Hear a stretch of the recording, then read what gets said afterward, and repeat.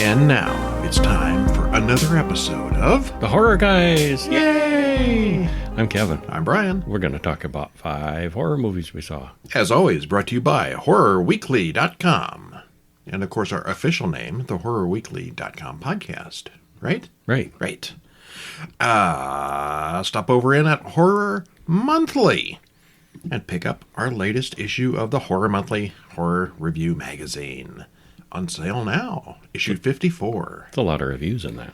There's a lot of reviews in all of them. Yeah, there is. Months and months and months. Uh-huh. So we give you just a little taste here, and there you can see the whole review. The whole review with all the spoilers and everything. So some of the movies, probably aren't worth watching because we watch some stinkers sometimes. And this will let you know exactly what's going on with those. Or you can watch a movie and read our review and see if you agree. Yeah. No one would ever disagree with our opinions, would they? I doubt it. No. You should read our YouTube comments. We do get people disagreeing with us. Yeah. But anyway, what do we got this week? We have A Return to Silent Hill, which is the 3rd movie based on the video game. Yes. Yeah. And a 2025 movie called Whistle. And also 2025's The Strangers Chapter 2. That's Chapter 2 out of 3. They did a reboot as a trilogy. Or Chapter 5 if you include the original 2. Yeah, true. It's complicated. It's complicated, yeah. A 2017 animated Godzilla, Planet of the Monsters, which that was first of the trilogy? First of the trilogy. Yeah, that's a trilogy also. And 1977's classic, The Car. Ooh, Demon car. Evil car. Automotive. Mm-hmm. I saw that one when it came out. I know. There's probably a story with that. Yeah, there is. But we will start off with Whistle from 2025. Directed by Corin Hardy. Written by Owen Egerton. Stars Dafne Keen, Sophie Nélisse, and Nick Frost. 97 minutes. Which is weird with the showtime. Our version was 97 minutes. I don't really know. I forgot did to not notice. note. I didn't either. But you look different places and it has a different runtime, and then I forgot to note what ours actually was. My guess is it was longer and they cut some stuff out before release. But I don't know. That seems possible, yeah. So anyway, spoiler free. A group of young people come into possession of a cursed whistle that summons the future death of anyone who blows it or hears it. So, they learn about the magical situation as they are getting picked off one by one. It's like Talk to Me, only with a whistle. It's a little bit formulaic, but it is well made and above average in quality. We were both still entertained. There's absolutely nothing new, nothing unique, or nothing really stand out about this, but it was all very well done. Yeah, it was. Yeah. If you like magical cursed items, this is a decent one. And that formula of, a group of young people, will they solve it in time before their entire group gets picked off one and two at a time? Oh, that's never been done. It certainly has been. We open on a basketball game with the Stalkers versus the Wolves. Probably a little in-joke there, I guess. Might be. One of the players, Horse, sees something weird up in the audience. As he makes the running shot, the winning shot. That's a typo. Oh, that is, yes. He sees someone who appears to be on fire. This scares him off back to the locker room. He then runs into the locker room and smashes an old-looking urn as the smoky, ashy man appears. It sets him on fire in the shower. Credits roll. How do you catch on fire in the shower with the water running? Well, we find out. We do. Yeah. See, and at this point I thought it was some kind of deal with the devil thing. Because, he came back, he won the game. He made a deal, paid for it. Make me, a super duper basketball star. No, that's not the case. 6 months later, Chris argues with her cousin Rel about unpacking her stuff. It's her first day of high school after moving here. She's assigned Horse's locker, and some of the kids take offense to that. It's not her fault. The school reassigned the locker. We meet some of the other kids, in quotation marks, of the school, as well as the principal, Mr. Craven. Another little in-joke there, I suppose? Yeah, I think so, yeah. Also, Chris may have a bit of history. And Craven's not the principal. He was a teacher. Well, he kept throwing out detention right and left. I assumed he was the principal. You're right. I think he's just a teacher. Yeah. Grace tries to be nice to the new girl, but doesn't get any support. Inside Horse's locker, Chris finds all of Horse's stuff still there, including that ancient urn with an ugly skull whistle inside. She's about to blow it when the bell rings. Wouldn't they have cleaned out the dead kid's locker like 6 months ago? They didn't. All his stuff was still in it. Now, this magic object, I understand. It could do what it wanted, but but that the reformed books itself and and things appeared wouldn't there. have. But all his books and everything is all still in there. Yeah. That's not right. Mr. Craven looks at the whistle, and it's got ancient writing on the side, which he just happens to be able to read. Mm-hmm. You know, I don't think any of my high school teachers were smart enough to do anything like that. Just a coincidence. That was his hobby, ancient languages. Someone Googles the script and says it means summon the dead. Not 'Cause exactly. That's something you can do, I guess. But it sort of does. But Sort of, yeah. Maybe not what you think. He blows in it to see if it works, and it makes the mirror shatter. And he was in the room by himself when he Yeah. did it. Chris then meets Noah, a youth pastor who invites her to church. He's very sketchy. No, he's very sketchy. Mm-hmm. He's also a knife-wielding drug dealer. He will cut you for Jesus. Meanwhile, Rel steals the whistle off of Craven's desk. Not long after, a bloody bald man crushes Craven's lungs and makes him lose all his hair. Well, that was random. It seemed random, but then It makes sense, It is yeah, explained later. Yeah. Mm-hmm. At Grace's house party, Grace blows the whistle, and all the kids that we've met already cringe at the sound. Ellie is nice to Chris and invites her to the Harvest Festival tomorrow night. Chris soon develops a crush on Ellie. Yeah, and We shouldn't spoil more. the whistle has been blown. Yes, death Yes. has been summoned, as the whistle says. But it's the details that'll get you. That Harvest Festival. I want to It's go a- there. It's like a Halloween haunt, where at an amusement park, like a major amusement park would have. Never seen one that But big or this is elaborate. like a portable, traveling fair, carnival. It's supposed not to be. not a permanent, That maze is just unbelievable. There's a It's haunted huge, maze that's the size of a football field, and it's just elaborate. Well, we went into this one blind, except for knowing that there was a cursed whistle involved. It's right there on the poster. Mm-hmm. I liked it a bit. The casting, soundtrack, and deaths were all good, and the plot was kind of unique, I guess, sort of. Somewhat, yeah. The film does definitely leave it wide open for a sequel, and it was good enough that I'd watch it if there was one. I was entertained. You say it's above average for this type of movie. I'm actually gonna put this as my favorite of the week. Whistle, The Strangers, The Car, Silent Hill, Godzilla. And the car would be number 2. Actually, I kind of like the Godzilla best. Okay. But this would be my number 2. Okay. Speaking of number 2, Uh-huh. somebody took a number 2 at this next one. The Strangers, Chapter 2, 2025. Directed by Rennie Harlan, written by Alan Cohen, Alan Friedland. It stars Madeline Petch, Gabriel Basso, Froy Gutierrez, and some other people. 98 minutes. Trailer in the show notes. Now, immediately after Chapter 1, survivor Maya wakes up in the hospital, and she has a peaceful recovery. She was the final girl from the other movie. Yeah, well, not really. The strangers are still after her, and it is the same town, so yeah, she didn't get away or anything. There's lots of chasing and incidental body counts in this. The strangers are persistent, and we do get some hints about their origin. And then it stops and says to be continued. Yep, that happened. Yep. Yeah. As credits roll, we get flashbacks to the 3 strangers killing a man in the woods. We then cut to Maya from the previous film, who wakes up in the hospital. She describes the 3 killers and tells the story to Sheriff Rotter, who is still creepy. He was excellent casting. He's the best guy in this series. Uh-huh. She wonders who Tamara is that they kept asking about.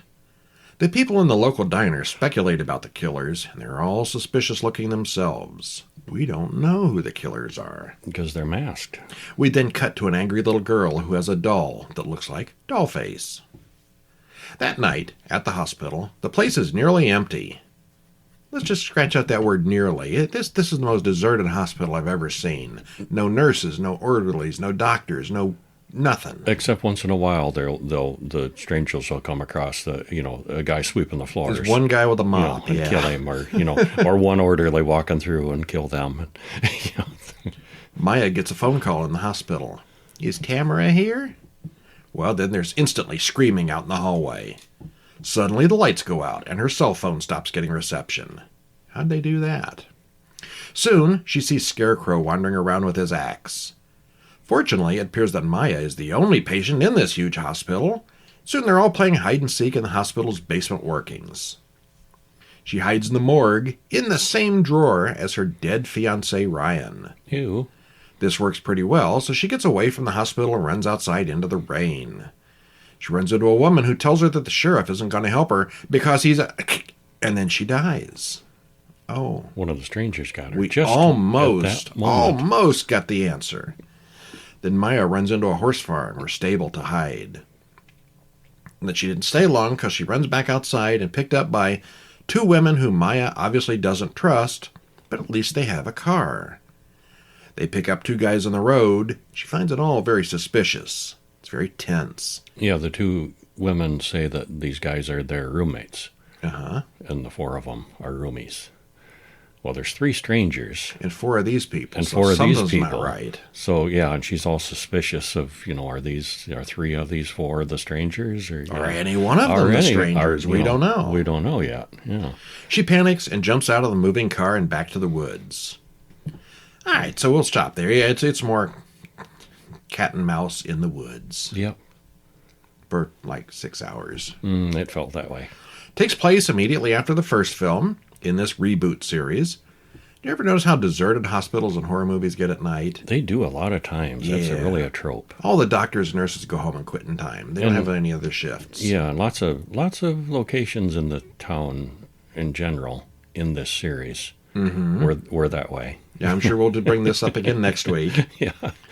The film is mostly just Maya running from one bad situation to another, but the stranger's ahead of her at every turn. There's lots of suspense and tension, but not really much in the way of a plot, except for watching bad things happen to Maya. You know how in many horror movies there's a part in the middle where everything just sort of drags a little bit before the exciting finale?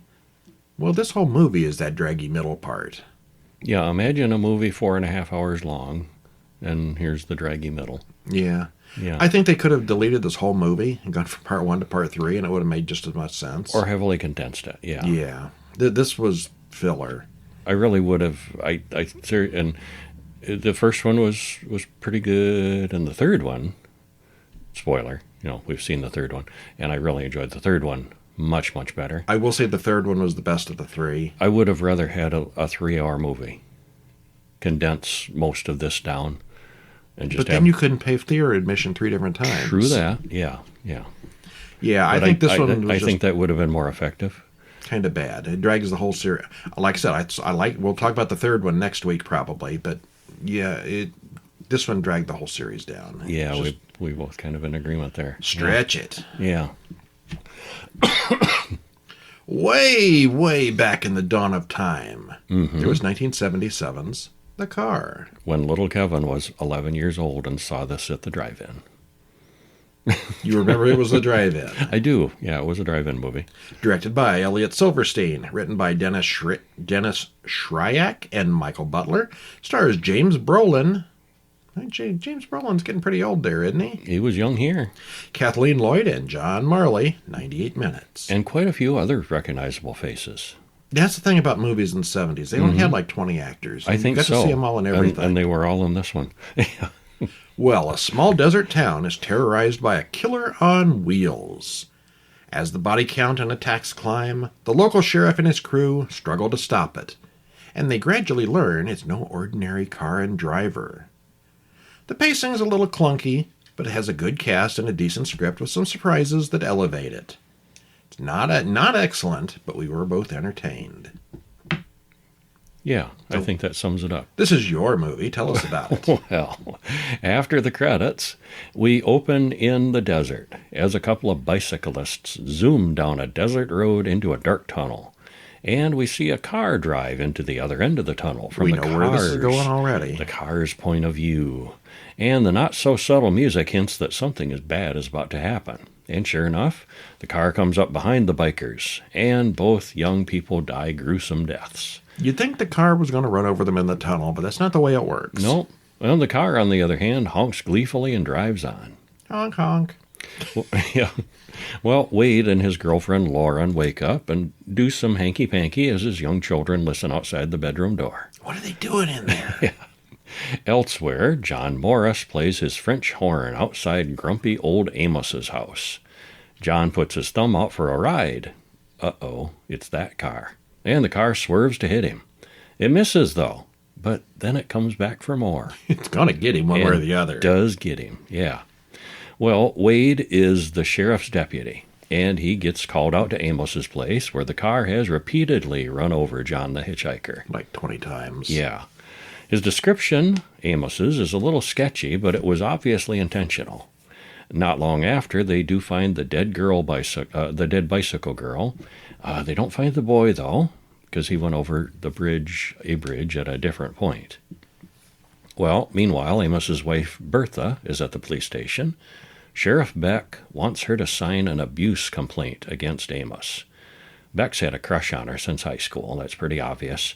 Beck watches as the car zooms toward Amos, and it hits and kills him instead out on the street. An old Indian woman sees what happened and blames an evil spirit. She says there was no car in the driver. How about no driver in the car? car? No driver in the car. No driver in the car, yes. Wade takes over as the new sheriff, but he's not happy about it.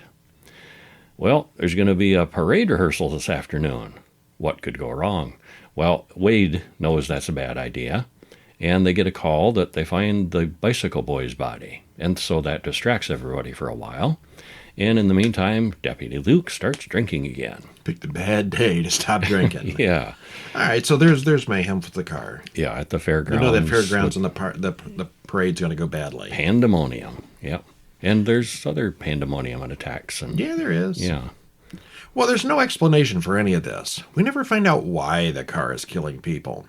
It's got a lot of similarities with Duel from 1971, as well as Christine from 1983. One of those movies came before, one of them came after, but they're all three very similar. Might be stretching things a little, but I also thought Rubber from 2010 was in the same neighborhood. I think Rubber was spoofing all of them a little bit. Yeah. Yeah. The dialogue and the pacing are really weird here. They focus on lots of things that aren't really all that important to the plot. It makes the awful things more horrifying, I think. I think it was. The hitchhiker with his French horn. This goes on for a while with the French horn, and just run over him already. Well, he did. The cast is surprisingly good for such a weak film. Most of the actors were big at the time or would become big later, but there's a lot of familiar faces here. And I was entertained, but it's a long way from great. Yeah, it's a bit hit and miss, but I still enjoyed it. Did you learn a new word with this movie? Hallowed. Hallowed. Like hallowed, like as in blessed. There's one scene where a bunch of teachers and kids take refuge in an old cemetery. And the car revs and threatens and blows up dust, doesn't chase them into the cemetery. And then later on, I think it's the Deputy Luke, the guy who started drinking, he realizes, oh, that's why it wouldn't go in the cemetery. It wouldn't go on hallowed ground. And I thought, oh, hollow ground, that makes perfect sense. It's full of holes. It would be afraid of falling in, into the hollow ground where the graves are all dug. And it was like years later, I was thinking, and it suddenly hit me. Oh, hallowed ground, not hollow ground.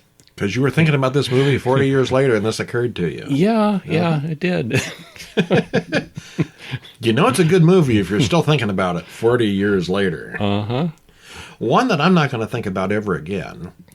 Yeah. Return to Silent Hill. Okay. 2026, brand new release. Directed by Christoph Gans. Written by him as well. Sandra Voan and Will Schneider. Stars Jeremy Irvine and Hannah Emily Anderson. 106 minutes. Trailer in usual place. Spoiler free. James gets a letter from his lost love imploring him to return to Silent Hill. So he does. Once there, he goes through a series of encounters and scenes with creepy stuff. very much like walking through a video game, interspersed with flashbacks of his relationship with Mary. While the setting and creatures are similar, this does not seem to be connected to the previous two movies at all. The plot is sparse, mostly just a quest that goes on for quite a bit of time, through scene after scene of strangeness.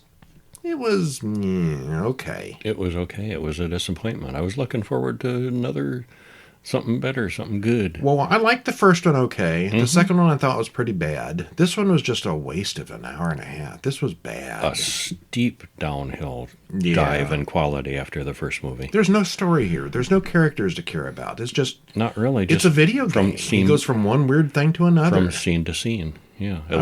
It looks good. The visuals are good. Visuals are decent, yeah. Yeah. Well, Jeremy Irvin's reactions to the weirdness are good. But I would ask what happens in this movie, but I'll ask you, what things do we see? Well, we see creatures and fog. And, yeah. Well, we open on a man driving too fast through the windy, curvy mountain roads. And unsurprisingly, this goes badly as he nearly hits a woman in the road, causing her to miss her bus. Man, that bus driver needed to be fired. That was really an impatient bus driver. He slows down, and like 3 seconds later, she waves him on. He just can't wait that long. Yeah. Well, she talks about Silent Hill, her hometown. She's Mary, and he's James, and he offers to drive her home. And then James wakes up. That was just all a dream. Well, he's very drunk, gets thrown out at the bar. His therapist calls to nag him about his appointment tomorrow. He goes home, finds a letter asking him to come back to their place from Mary. And we get flashbacks to James and Mary's big romance. So, James returns to Silent Hill, and credits roll. And there, a woman named Angela tells James to grab a sandbag and follow her. There are ashes falling from the sky, and she says some of the fires are still burning. And then there were floods, and she warns him, just don't go to town. So he goes to town. He walks in. And it's not only deserted, but it's covered with ash and haze. Shocking. The familiar Silent Hill look. James gets a flashback of the people of Silent Hill talking about Mary's father, Jacob Crane. And he's all that he's done for the town.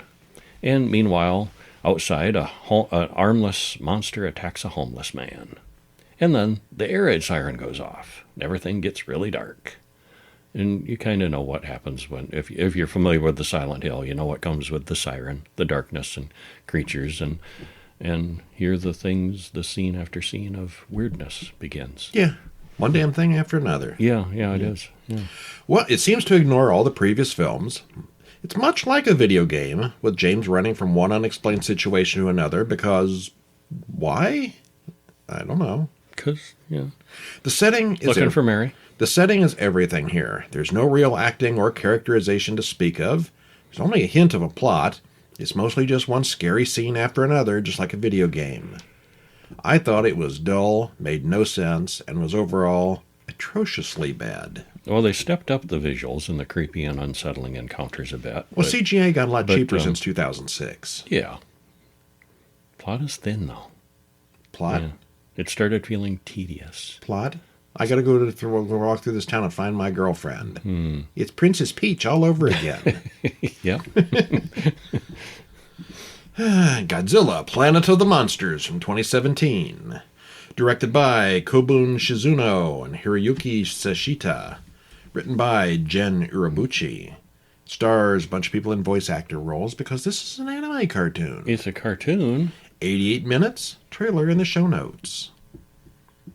It's in the far future, and refugees from space come back to Earth after everybody left due to the giant monsters ruining everything.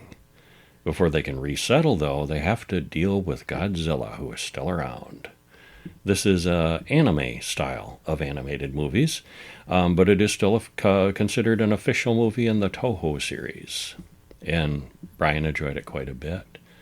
I have a bias against cartoons to begin with, and I didn't get much from it. You said you liked the second one quite a bit. I did like the second one, yeah. This one just kind of bored me. Okay, It was mostly set up. And I can appreciate the quality of it. The animation is really detailed, very excellent. The craftsmanship of it just didn't grab me. Yeah, anyway, the next three movies are a trilogy, all set at the same time period. This one is mostly set up. The middle one is where the action is, and the third one is just talk. The second one did manage to entertain me. Yeah. I'd call this one a definite rise in the middle, unlike the Stranger Chapter 2, which is the dip in the middle. Yeah. But anyway, aboard a space station, guards point their guns at a docked spaceship. The pilot, Captain Sakaki, is refusing to take colonists to Tau E, which everyone knows is uninhabitable anyway. They're just trying to dump and abandon their elderly. The old colonist in charge calls Sakaki and says the colonists want to land on the planet. Any planet. Sakaki gives in and launches toward the planet below. From the space station's window, Sakaki watches as the landing shuttle explodes in orbit. Well, that could have gone better. Credits roll. Not going to land on that planet. No. So basically we get the idea that this is a colony ship. The colonists are getting really desperate. They know there's no chance of living there, but they're going to try anyway. Well, then we hear a report about monsters appearing on Earth at the end of the 20th century. The monsters came from everywhere. Godzilla was the worst of them. Some aliens, the Exif, arrived, and they wanted to live here with the humans. Then the Belusalato came, another race to come and live with the humans. They also offered to rid Earth of Godzilla, but Godzilla overwhelmed them as well. So Godzilla's not only tougher than humans, it's tougher than these two alien races, too. Sakaki remembers life on Earth and the rush to evacuate to the stars. Life aboard the space station wasn't much better, but Sakaki, now in jail aboard the ship, researches the history of Earth and Godzilla. He wants to go back and fight the big monster. But the ship's chances of finding an inhabited planet are really, really small. Returning to Earth might be the only option. Due to relativity, they've only been gone for about 20 years, but over 1,000 years have passed on Earth. Well, there's a plan floating around that says they can defeat Godzilla. Sakaki wrote the plan, and the Exifs say it might be possible. It could. It could happen. Everyone rushes to the windows to see their homeworld. They do this warp thing. The younger generation have never seen it. Turns out they miscalculated somehow or another. It's been 10,000 years on Earth, so even Godzilla couldn't still be around, could he? Somebody missed a decimal there in their math. They thought it was 1,000. It ended up being, whoops, it's 10,000. Well, later on we find out it's been 20,000. Yeah. They just keep moving the goalposts on us. They're just really bad at math. One of the drones then goes dead. It must have been Godzilla and his atomic breath. He's still alive down there, which brings on a lot of discussion. Sakaki is released from jail to lead the fight. The Space Force then lands on Earth and prepares the area for battle. Sakaki explains his whole plan, and there's a lot that has to go right. Godzilla, turns out, has a hidden organ that gives him protective shields, and he hopes to disable it. This is where they have to fly around a trench in his belly? Yeah. Get the torpedo in the right place? Right. Life on Earth has changed. Some of the trees are razor sharp, and the air is barely breathable. A group of flying monsters attack the base, and there's something completely new. But nothing could have evolved that quickly, could they? Turns out they were really gone for 19,200 years. So maybe. Yeah. Accelerated evolution thanks to Godzilla. Martin, the scientific leader, says there's no real benefit in staying since everything here is toxic now. He wants to set up a base on the moon instead. In order to retreat, they have to join up with another company that still has working ships to evacuate. In order to get there, they have to pass through Godzilla's territory. They can't just go around. No. It's a big planet. Godzilla's only, like one lizard. Yeah, he's like mountain-sized lizard. Oh, he's been growing that whole time. Oh, he's the size of a big hill. He's not quite mountain-sized. All right, well, anyway. He's massive now. Skipping down here to the bottom, this one is animated, but does still count as an official Toho Godzilla film. It's much more ambitious, complicated story than the non-animated films. You got to listen to this one. It's got a lot of discussion and exposition and alien this and alien that and time travel and so much going on. Yeah, it does. It added a lot of new stuff to the far future world, and it did more or less make sense. There's not a lot of stuff that's thrown in here without details or explanation. Godzilla himself only shows up toward the end of the story, but he does make an impression. Overall, I liked it more than I thought I would. Okay. I don't mind anime or cartoons, and I know you don't. So this one had a strike going against it from you just by existing. Yeah, just going into it, yeah. Although now that I have seen all three of these things, I would say this was the middling piece. Okay. It was mostly set up. Yeah, it was. And I'll bet we come back to more of that next week. I bet we do. Yeah. Yeah. Oh, that is all for this week, though. We've got more next week. What do we have next week? Let me take a quick look here. The second Godzilla movie. Yeah. The second of the trilogy of Godzilla. What am I looking at here? Oh, yeah.